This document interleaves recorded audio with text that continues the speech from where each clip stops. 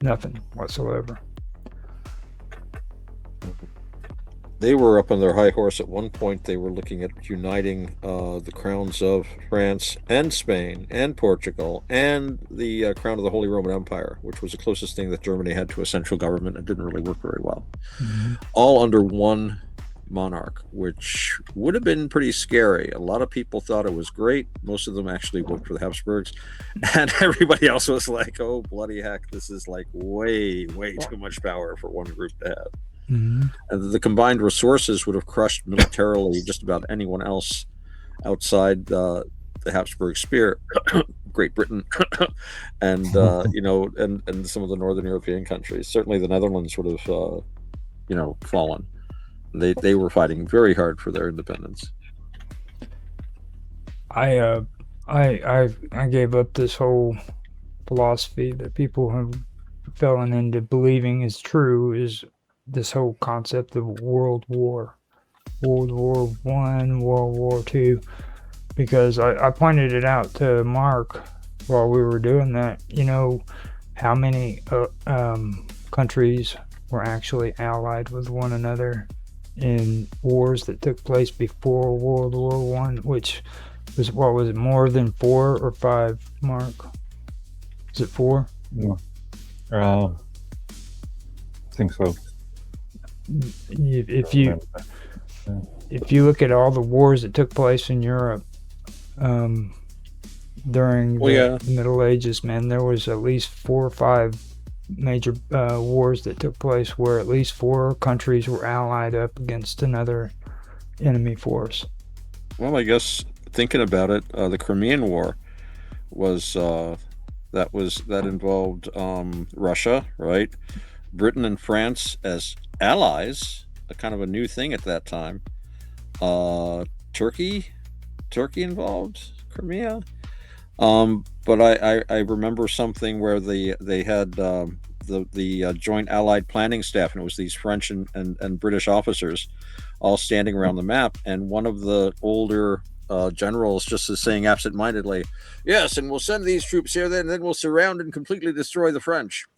He just said French out of habit because that's the last 10 battles he'd had, he was trying to kill Frenchmen. And the French officers looked a little nonplussed. But it was like, God, that would be embarrassing.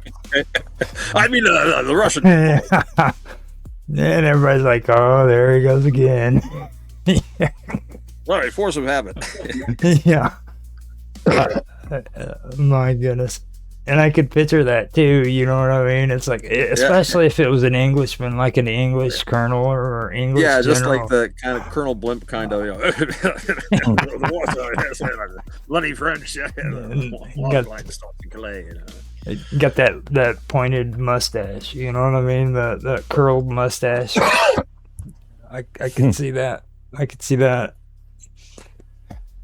I don't know. I remember that movie, Colonel Blimp. There's a movie, and just at the opening scene where the guy's making fun of him because he's a Colonel Blimp, with his mustache and his belly, and his says, "You have no idea how I got this mustache. You have no idea how I got this belly. You have no. Let me tell you." And then we learn his story, but that's another story. No, one thing I do want to say because I was talking to Bob before we came up, and I wanted to mention that my dad did recently pass away. To anybody who is listening, and I wanted to just kind of put out a word to everybody that my dad did pass away, and I'm doing okay with it and stuff. And Bob Dub was talking to me, and she got kind of worried about me, and I wanted her to know too that I'm doing all right.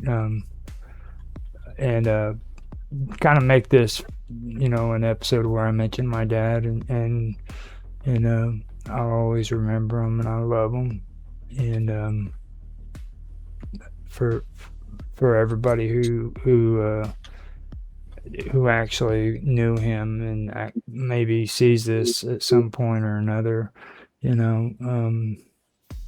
if they see it and they don't know that he passed away, and I wanted to give my respects to Raymond Lewis Hanson, who was my father, and say thank you for being a father to me. I've actually handled it a lot better than what I did with my mom, which you guys already know. I didn't do all that well when it came to that, Well, but I'm doing all right. I'm taking care of business, helping my brother get things straightened out here at the house, and things are going all right. And Bob, don't worry about me. I'm okay, and I want you to know that. Okay. She's looking for the button. Yeah, she's looking for the button.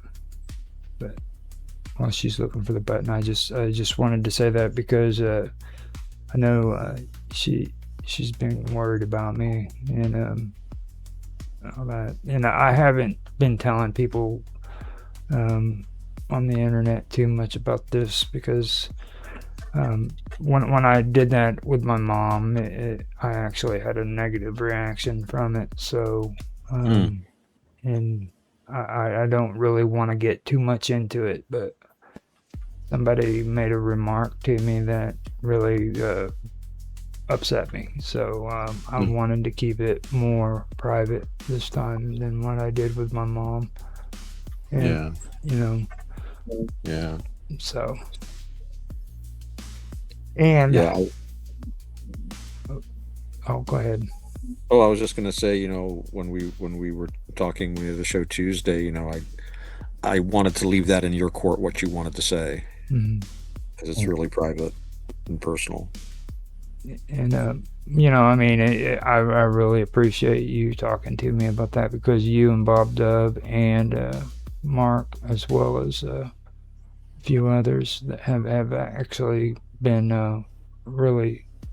Talking to me and making sure I was okay. Even V, believe it or not. I believe it.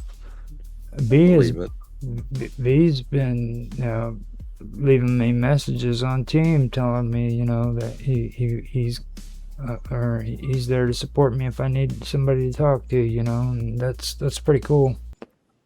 So he's a good egg. Yeah, he is when he wants to be. Yeah, he's young. Yeah, he's not even what he's what 40, 43. He's not even 50 yet. Just a kid. Right. Well, I'm technically not 50 yet. Still got. You're almost there. You're almost there. We'll have to have an internet party for you. You know what happens? You know what happens on your 50th birthday, Mark? I become old. Nothing. Nothing. Yeah, Nothing. Your hair will start going gray. As I am now, so shall you be. Abandon hope who follow it's already me. going gray. It depends. The gray hairs I pull out my beard. I actually had for a long time I was just going gray, and I had like 2 racing stripes in my beard. So my beard was originally reddish chestnut, and I had these 2 white stripes just down on either side of my lips, which looked really cool. And I had this 1 stripe in my hair, and then at a certain point, it was like the turning gray gene put the pedal to the metal, as they say. And I was actually working at a very stressful job site at the time. That might have been related to it, and that was actually, for me, that had to be when I was in my late 40s that I first started noticing that. And by my mid 50s, I think I was fairly gray. I was gray. But everyone's different. I was gray at the end of my 30s, right? And that was only because I sobered up and I didn't know how to cope with reality, so I was always stressed. I take a look at the ID card that I had when I was 6 months out of rehab, out of treatment, and my face, you can just see freaking the tension. You know what I'm saying? It's imagine a guy that just drank freaking coffee for freaking triple deckers of caffeine, and they'd done it for like a month long. That's how I look, like, you know what I mean, like the eyeballs and everything. I was just, Wow. and I didn't recognize it at the Like time. my sort of the daily sort of lifestyle. Well, no, I mean, like, I didn't even recognize it at the time. Like, I could look at that ID and I wouldn't have even thought anything of it. But, like, 10 years sober, I look back at the old ID card because I keep all of them to kind of see myself. And Right. I looked at it and I was like, my God, Roger, you were crazy. And it's especially my ex. Chris, whenever I look at her at some of the pictures, like this woman had like a glossy-eyed stare, like she was staring off into no man's land. Infinity. Yeah, infinity. And you can see it in all of her pictures, but I never saw it until I sobered up. Funny you talk about the idea, right? I came across not that long ago a security card for an insurance company I was working for back in 99. I was dealing with 99. I was dealing with servers, and obviously they've got server room. They had server rooms and needed cards to enter those rooms. And and that's got a photograph of me on it. And God, didn't even recognise myself from there. That's scary. Wakes you up, doesn't it? My friend has the time hop thing where he posts pictures on Facebook or something, and then like every so often he sends me a picture he took of me, and it's got this little thing. 13 years ago, he sent me one 13 years ago. I looked completely different, and I'm like, I don't really recognize myself. A lot of these, some of these are like very old photos, and it's like, stop sending me these pictures. I don't want to see this young man with these chestnut curls and slender form and savoir-faire. It's just like, I don't see that in the mirror anymore. Please. When I see my old pictures, I see a stressed out person, and it seems like I've gotten more laid back the older I've gotten. Like now, I mean, I've always been good with like hanging out with people and kind of making people laugh, but like here lately, I've noticed I was more stressed than what I am now about things. I'm just more laid back. Good. Good. And you can see it in the photos too. That's my whole point. Yeah. I think I have somebody here. I will be right back. I'm gonna go check it out. I heard the dog barking. Yeah. So I'll be right back. Hopefully Bob Dub comes in and keeps you company. Bob Dub hasn't many calls on her time, I'm sure. We are spread out all over the planet. It's amazing. We're all in completely different time zones right now, I believe. So that's really weird. Bob Dub is completely the opposite side of the world to me. Yeah. I've thought about it, and New Zealand is close to nowhere. It is not close to anything. It is so far away from every single place. It's amazing. My brother that lives in Japan is closer to me. Yes, less of a time difference, I think. So are you East Coast, aren't you? Yeah, Eastern Standard Time right now. So it's about what, something 5,000 miles away from me?